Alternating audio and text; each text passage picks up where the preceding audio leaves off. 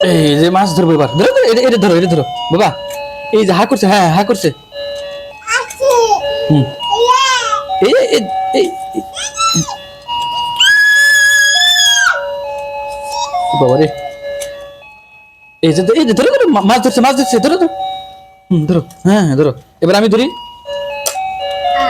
এই রে, কোথায় ফেলে দিচ্ছে রে। ধরো, হ্যাঁ ধরো, তুমি এটা ধরো। এই যে ধরো। আসসালামু আলাইকুম। মাছ ধরা হচ্ছে অনেক ধৈর্যের ব্যাপার। বিশাল ধৈর্যের অধিকারী যারা, তারাই আসলে বড়শি দিয়ে মাছ ধরে। এবং এক পর্যায়ে দেখা যায় যে বড়শি দিয়ে একটা দুটো করে ধরতে ধরতে অনেক মাছ ধরে।